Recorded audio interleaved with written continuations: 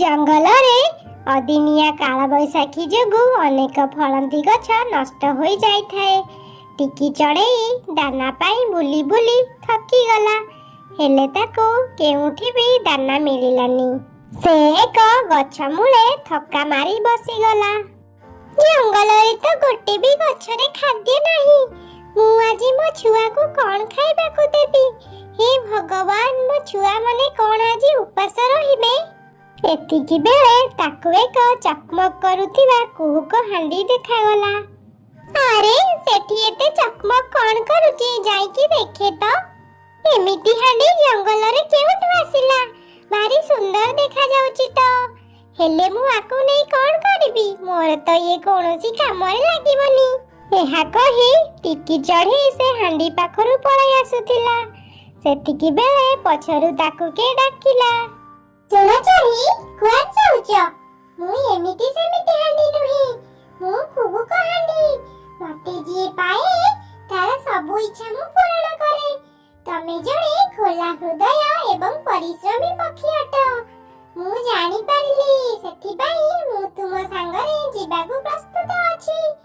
ମୁଁ ଅନେକ ଲୋଭୀ ପକ୍ଷୀ ଦେଖିଛି, ହେଲେ ତୁମେ ସେପରି ନୁହଁ। ତୁମେ କଣ ସତରେ ଇଚ୍ଛା ପୂରଣ କରିପାର? ହଁ, ଥରେ କହିକି ଦେଖ। କୁହୁକ ହାଣ୍ଡି ସାଙ୍ଗେ ସାଙ୍ଗେ ଏକ ଫଳ ଭର୍ତ୍ତି ଥିବା ଝୁଡ଼ି ବାହାର କଲା। ଏହା ଦେଖି ଟିକି ବହୁତ ଖୁସି ହେଇଗଲା ଏବଂ କୁହୁକ ହାଣ୍ଡିକୁ ସାଙ୍ଗରେ ନେଇକି ଆସିଲା। ମା, ତମେ କେତେ ଡେରି କରିଦେଲ? ଆମକୁ ତ କେତେବେଳୁ ଭୋକ ଲାଗିଲାଣି। କଣ ଆଣିଛ ଆମ ପାଇଁ? ଏ ଦେଖ କୁହୁକ ହାଣ୍ଡି, ଏଥର ତମେ ମାନେ ପେଟ ଭରି ଯାହା ଇଚ୍ଛା ଖାଇପାରିବ। ସତରେ ମା, ଆମେ ଆଇସ୍କ୍ରିମ୍ ବି ଖାଇପାରିବୁ? ହଁ, ସବୁ କିଛି। ମୋ ପାଇଁ ଆଇସ୍କ୍ରିମ୍, ମୋ ପାଇଁ ପାଚିଲା ପଣସ। ଟିକି ଚଢ଼େଇ ତା ଛୁଆଙ୍କ ପସନ୍ଦର ଖାଇବା କୁହୁକ ହାଣ୍ଡି ଆଗରେ କୁହେ ଏବଂ କୁହୁକ ହାଣ୍ଡି ସେସବୁ ଦିଏ। ଟିକି ଆଉ ତା ଛୁଆ ମନ ଶାନ୍ତି କରି ଖାଆନ୍ତି। ଟିକିର ଭଲ ଗୁଣ ଦେଖି ସହି ନ ପାରୁଥିବା ଜଙ୍ଗଲର ଅନ୍ୟ ପକ୍ଷୀମାନେ ବିଚାର କରନ୍ତି, ଟିକିର ତ ଆଉ ଦେଖା ନାହିଁ। ଆମେମାନେ ସବୁବେଳେ ଖାଦ୍ୟ ଆଣିବାକୁ ଯାଉଛେ, ହେଲେ ଟିକି ତ ଯାଉନି। କାଳେ କିଛି ଗୁପ୍ତଧନ ରଖିନଥିଲା ତ, ଯାହାକୁ ଲୁଚେଇ ଲୁଚେଇ ବିକି ଭାଙ୍ଗି ଖାଉଥିବ। ତମେ ଠିକ କହିଛ। ଆଜି ଚାଲ ତା ଘରକୁ ଯିବା। ଏହା କହି ଗୌରୀ କାଉ ଆଉ ଝୁମୁରି ଆସନ୍ତି ଟିକିର ଘରକୁ। ସେମାନେ ଟିକିର ଝରକା ପାଖରେ ଥାଇ ଦେଖନ୍ତି।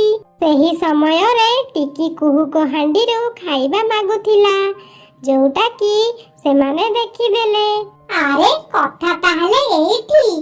ଆମକୁ ଖାଇବା ମିଳୁନି, ଆଉ ଇଏ ନୂଆ ନୂଆ ସ୍ୱାଦିଷ୍ଟ ଖାଇବା ଖାଉଛି। ହଁ, ଆମକୁ କିଛି କରିବାକୁ ପଡ଼ିବ। ଏସବୁ କହି ଗୌରୀ ଆଉ ଝୁମୁରି ସେଠାରୁ ପଳାନ୍ତି। ରାତିରେ ଯେତେବେଳେ ଟିକି ଆଉ ତା ଛୁଆ ଶୋଇଥାନ୍ତି, ସେତେବେଳେ ଗୌରୀ କାଉ କୁହୁକ ହାଣ୍ଡିକୁ ଚୋରେଇ ନିଏ ଏବଂ ନିଜ ଘରେ ରଖିଦିଏ। ଝୁମୁରି ଆଉ ଗୌରୀ କୁହୁକ ହାଣ୍ଡି ଭିତରୁ ମନ ଇଚ୍ଛା ଖାଇବା ଖାଆନ୍ତି। ଗୌରୀ, କୁହୁକ ହାଣ୍ଡି ତ ଆମକୁ ବହୁତ ସ୍ୱାଦିଷ୍ଟ ଖାଇବା ଦେଉଛି। ଆମକୁ ଆଉ ଖରାତରାରେ ପରିଶ୍ରମ କରି ଖାଦ୍ୟ ଖୋଜିବାକୁ ପଡ଼ିବନି। ହଁ ଝୁମୁରି, ଆମେ ଏବେ ପ୍ରତ୍ୟେକ ଦିନ ଆରାମ କରିବା। ବିଚରା ଟିକିର ଅବସ୍ଥା କଣ ହେବ ଯେତେବେଳେ ସେ କୁହୁକ ହାଣ୍ଡି ପାଇବନି? ଆମ ସହିତ ଚାଲାକ କରୁଥିଲା, ଏବେ ଜାଣିବ। ସେପଟେ ଟିକି ଚଢ଼େଇ ଯେତେବେଳେ ସକାଳ ଖାଇବା ପାଇଁ କୁହୁକ ହାଣ୍ଡି ପାଖକୁ ଯାଏ, ଦେଖିଲା କୁହୁକ ହାଣ୍ଡି ସେ ଜାଗାରେ ନାହିଁ। ଆରେ ପିଲାମାନେ, ତୁମେମାନେ କି କୁହୁକ ହାଣ୍ଡି ଦେଖିଛ କି? ସକାଳଠୁ ମତେ ମିଳୁନି। ମା, ଆମେମାନେ ଏବେ କଣ ଖାଇବା? ଆମ କୁହୁକ ହାଣ୍ଡି କୁଆଡ଼େ ଗଲା? ତୁମେମାନେ ଚିନ୍ତା କରନା, ମୁଁ ତୁମ ପାଇଁ ଖାଦ୍ୟ ଆଣିଦେବି, ମତେ ପଛେ ଯେତେ କଷ୍ଟ ପଡୁ। ପିଲାମାନଙ୍କୁ ଏସବୁ କହି ଟିକି ଉଡ଼ିଗଲା ଖାଦ୍ୟ ଖୋଜିବାକୁ। ଜଙ୍ଗଲ ସାରା ବୁଲିଲା, ହେଲେ ତାକୁ କେଉଁଠାରେ ମଧ୍ୟ ଖାଦ୍ୟ ମିଳିଲାନି। ଆରେ ଟିକି, ତୁ କଣ ପାଇଁ ମନ ଦୁଃଖ କରିଛୁ?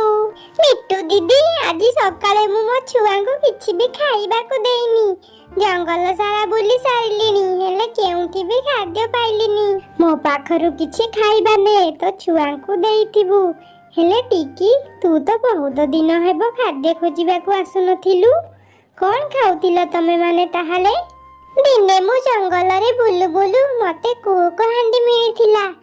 ସେ ହାଣ୍ଡିରୁ ଆମେ ଆରାମରେ ଖାଉଥିଲୁ। ହେଲେ ଆଜି ସକାଳୁ କୁହୁକ ହାଣ୍ଡିକୁ ମୁଁ ପାଉନି। କିଏ ମୋ ଘରୁ ଚୋରି କରି ନେଇଛି ବୋଧେ। ତାହେଲେ ଏମିତି କଥା। ହଉ, ତୁ ମନ ଖରାପ କର ନା, ଆମେ ଖୋଜିବା କୁହୁକ ହାଣ୍ଡି। ଏହା କହି ମିଟୁ ତା ଘରକୁ ଯାଏ ଏବଂ ଟିକି ମନ ଦୁଃଖରେ ଘରକୁ ଆସେ। ଗୌରୀ, ମୋ ମୁଣ୍ଡକୁ ଗୋଟେ ଆଇଡିଆ ଆସିଛି। ଯଦି ଆମେ ସେମିତି କରନ୍ତେ ତାହେଲେ ଆମର 2 ଗୁଣ ଲାଭ ହୁଅନ୍ତା। ଆଚ୍ଛା, ତୋ ଆଇଡିଆଟା କ'ଣ କହିଲୁ? ଏବେ ତ ଜଙ୍ଗଲରେ ଖାଦ୍ୟ ମିଳୁନାହିଁ। ଆମେ ଯଦି ଖାଇବା ବିକ୍ରି କରନ୍ତେ ତାହେଲେ କେତେ ଭଲ ହୁଅନ୍ତା। ତୋ କଥା ମୋ ମନକୁ ପାଇଲା। ଆମେ କାଲିଠୁ ଦୋକାନ ଆରମ୍ଭ କରିଦେବା ଆଉ ବିନା ଖର୍ଚ୍ଚରେ ଲାଭ କରିବା। ମା, ଆଜି ତୁମେ ଖାଦ୍ୟ ଆଣିବାକୁ ଯିବନି କି? ହଁ ରେ ମା, ମୁଁ ଯିବି। ମା, ମୋର ଆଜି ଡାଳିମ୍ବ ଖାଇବାକୁ ଇଚ୍ଛା ହେଉଛି। ମତେ ତମେ ଆଣିଦେବ ନା? ହଉ, ଆଣିଦେବି। କି ଚଢ଼େଇ ବାଟରେ ଗଲାବେଳେ ଦେଖିଲା ଗୌରୀ ଆଉ ଝୁମୁରି ଗୋଟେ ଦୋକାନ ଦେଇଛନ୍ତି ଏବଂ ବିଭିନ୍ନ ପ୍ରକାରର ଖାଇବା ବିକ୍ରି କରୁଛନ୍ତି। ଗୌରୀ ଭଉଣୀ, ମତେ ଗୋଟେ ଡାଳିମ୍ବ ବାକି ଦିଅ। ମୁଁ ତୁମକୁ କାଲି ସନ୍ଧ୍ୟାରେ ପଇସା ଦେଇଦେବି। ଡାଳିମ୍ବ କେଜି ଆସି 300 ହେଲାଣି। ତତେ ବାକି କିଏ ଦେବ? ମୋ ଛୁଆମାନେ ଆଜି ଆଶା କରିଛନ୍ତି। ଯଦି ମୁଁ ନ ନେବି ତାହେଲେ ସେମାନଙ୍କ ମନ ଦୁଃଖ ହେବ। ତମେ ଯାହା କହିବ ମୁଁ କରିବି, ହେଲେ ମତେ ଗୋଟେ ଡାଳିମ୍ବ ଦିଅ। ଗୌରୀ, ଏବେ ସୁଯୋଗ ମିଳିଛି। ବହୁତ ସାଧୁ ସନ୍ଥ ବନୁଥିଲା, ନିଜକୁ ମହାନ ଭାବୁଥିଲା। ଆଜି ୟା ଉପରେ ସବୁ ରାଗ ସୁଝେଇଦବା। ଡାଳିମ୍ବ ଦରକାର ନା ତତେ? ମୋର ଅଇଁଠା ବାସନ ମାଜିବାକୁ ହେବ। କହ, ମାଜିବୁ? ମୋ ଛୁଆଙ୍କ ପାଇଁ ମୁଁ ସବୁ କରିବାକୁ ପ୍ରସ୍ତୁତ ଅଛି। ହଁ, ମୁଁ ମାଜିବି ବାସନ ତମର। ଏହା କହି ଟିକି ଯାଇ ପହଞ୍ଚିଗଲା ଗୌରୀର ଘରେ। ବାସନ ମାଜିକି ଧୋଇବାକୁ ଗଲା ବେଳେ ତାର ନଜର ପଡ଼ିଗଲା କୁହୁକ ହାଣ୍ଡିରେ। ଆରେ, ମୋ କୁହୁକ ହାଣ୍ଡି ତାହେଲେ ଏଇମାନେ ଚୋରି କରିଛନ୍ତି। ଟିକି ଡାଳିମ୍ବ ନେଇ ଛୁଆଙ୍କୁ ଦେଲା ପରେ ମିଟୁ ପାଖକୁ ଯାଏ।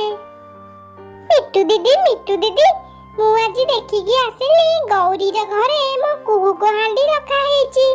ସେମାନେ ମୋ କୁହୁକ ହାଣ୍ଡିକୁ ଚୋରି କରି ନେଇଛନ୍ତି। ମତେ ଲାଗୁଥିଲା ସେଇ ହିଁ ନେଇଥିବ ବୋଲି। ବଡ଼ ବଦମାସ ପକ୍ଷୀଟେ।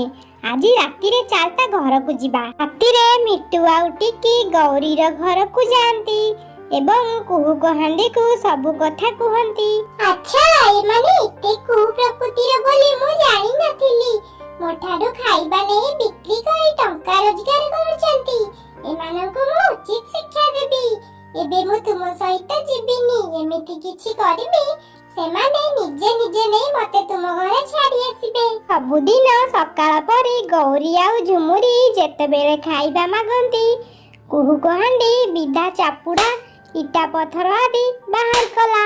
ଆରେ, ଇଏ କ'ଣ? ଆଜି ଖାଇବା ବଦଳରେ ମାରା କ'ଣ ମିଳୁଛି? କୁହୁକ ହାଣ୍ଡି, ଆମେ ତୋର କ'ଣ ଦୋଷ କଲୁ ଯେ ତୁ ଆମକୁ ମାରୁଛୁ? କ'ଣ ଦୋଷ ନା? ପ୍ରଥମ ଦୋଷ, ତୁମେ ମାନେ ମତେ ଚୋରି କରିଛ। ଦ୍ୱିତୀୟ ଦୋଷ, ମୋଠୁ ଖାଇବା ନେଇ ବିକ୍ରି କରୁଛ। ଆଉ ତୃତୀୟ ଦୋଷ, ଟିକିକୁ ଅଇଁଠା ବାସନ ମଜେଇଛ। ଯଦି ମୋ ମାଡରୁ ବଞ୍ଚିବାକୁ ଚାହଁ ତାହେଲେ ମତେ ଯୋଉଠୁ ଆଣିଥିଲ ସେଇଠି ଛାଡ ନେଇକି। ହଁ, ଆମେ ସେଇଆ କରିବୁ।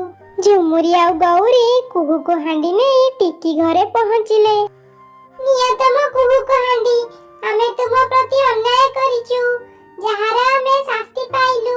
ଭଲ କର୍ମରୁ ହିଁ ଭଲ ଫଳ ମିଳିଥାଏ। ସେଥିପାଇଁ ତୁମକୁ କୁହୁକ ହାଣ୍ଡି ମିଳିଥିଲା, କାରଣ ତୁମେ ଜଣେ ସଚ୍ଚୋଟ ପକ୍ଷୀ ଅଟ।